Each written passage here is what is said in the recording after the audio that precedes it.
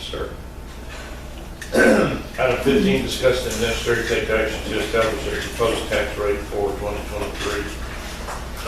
Until your recommendation, Michael. Yeah, I'll give you my, Wes beat me to it. I already had a report ready to show y'all as well, and he come in with his own report. And the good thing is, this is very similar. This just kind of shows you last year at our tax rate, 14 cents. That's how much we revenue, 4.2 million is basically what we, after we paid the bond payment, we had about 3.2 million this year. Next year, the different scenarios, the 10.8 is the number to pull down or to collect the exact same amount as we did last year. So you can see we went from 14 cents to 10 cents. That almost a 4-cent drop, and with the increase in value. 11 cents would be our current, 11.5 would be our current rollback rate or Voter approval. voter approval rate. Yeah, I'm still struggling with that. The 14 is where we were last year. That'll show you that would be about 4.8 million. And then if we went to the 17.5,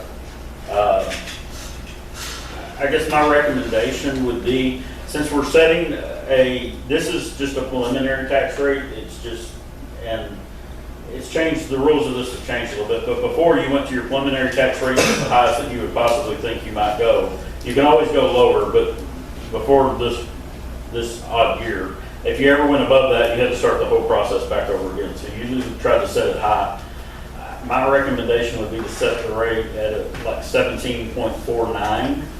That gives the opportunity to see if anybody in the community has any issues or complaints or thoughts about that. That between now, we're going to have public hearing coming up where they can attend, they can vocalize their issue with that, but it will give you a test of the waters to see what the community thinks about it. And if it ends up being that, I think you can say you had the opportunity to come speak or complain about it, and you chose not to. So that's just my thought or recommendation on that. The idea is, you and I talked about it a little bit, is that extra money to... The extra money would strictly be used for capital. It looks like the AC is going to come in under. That's going to bring, you'll probably see the generator proposal come. That's just a monthly fee. So we've got a lot of, the bistro is that's still, we're working on the architecturals for that. I got a picture over the weekend. I was sent a picture of a plate with a piece of ham, some Brussels sprouts in a bowl, and some yam slices. And that was the meal that was served to our patients over the weekend. And it did not look appealing at all. So I think getting control of our food service is a big... Patient satisfaction issue. Patient satisfaction is directly related to your HCAP scores. I mean, well, meal service, they've shown umpteen studies that your meal service in the hospital is directly related to your patient satisfaction. So that's a big one. A big one in doing the future planning of the facilities. OR, in my mind, has stepped ahead of ICU currently. We're starting to run out of OR space, and ICU is not going to make you money. I mean, it's actually going to be borderline money loser in some cases, where OR is actually going to make additional money in the long run if we can. So we're going to have to, right now block time in the mornings is pretty much non-existent. A lot of surgeons don't like doing procedures in the afternoon because you got a fast coming in, and pain, it's kind of okay. Those procedures aren't as heavy, but as we try to grow our surgery department, we're going to have to look at addressing our OR. The question is, do you build a new one out somewhere, or do you expand on the existing? I don't know that we have enough space to, but that's kind of my recommendation, is we'll start to look into that and use that money to address it. And then, as you can tell, as we go on down this list of additional needs within the building that we're trying to address. As Wes was explaining to us, it seemed pretty darn complicated, but what I got out of it was that we have a one-time This is a one-time shot. That's it. Are you prepared to be able to explain to the public, if they start objecting to this huge tax rate increase, exactly what's going on? I mean, Because I wouldn't be. My explanation would be is we've got significant growth coming in the community as we look at moving forward.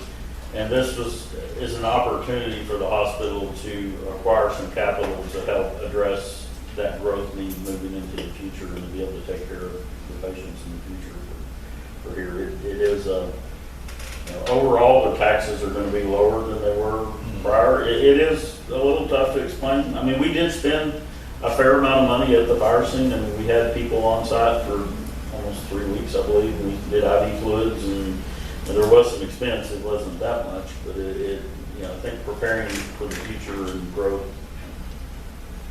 Okay, we're at 14.6, correct? Correct. Okay, so we had 4.8. Okay, no matter what our rate is, next year it's going to drop down to the 10.8.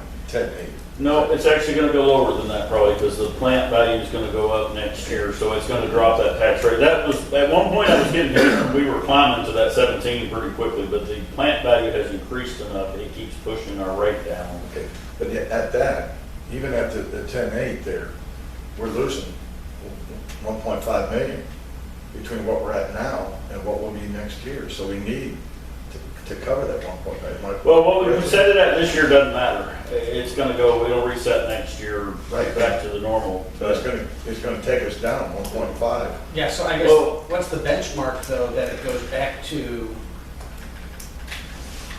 Does it go back to the 4 My guess is it would go back to that 4.2 next year.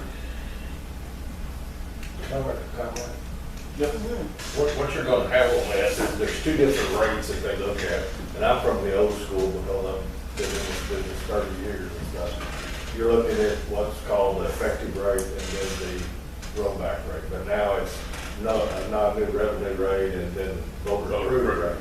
So what it is, the non-new revenue rate allows you to get the same amount of money for that you would get at a lower rate, but the higher your appraised values go, the lower that's going to be. So that would go back down to that rate. And then you've got an opportunity, if the board or recommendation from the CEO, to raise that up to the voter approval rate, which is, I want to say it used to be 8%. Now I think it's still 3.5%. 8%. Is it still 8? Okay. If it goes over 8, that's your voter approval rate. So if you went, a lot of people say 7.99, but actually, it's 8 because anything over 8 is where it would be, somebody can petition for a rollback. So it's going to go down to that, I'd call it the effective rate or the non-new revenue rate, then you would work off of that rate. It's going to have to be, would go down lower than the rate. So this is just a little chance this year for us to get a windfall. Take And advantage. it's a one-time shot, and just like Michael said, you want to use it only on capital. You don't want to use it on ongoing, like personnel or anything, because that's just going to go down, we're not going to have to do that. And the people, it's the education process, and if people will come up to the public hearings, most people don't. That's why, because I've worked with 200 cities that did the same thing. They never come up to public hearings, and then, but they look at what's coming out of their pocket, and you can have the information at the public hearings and just word of mouth that it does, it's going to be lower out of your pocket.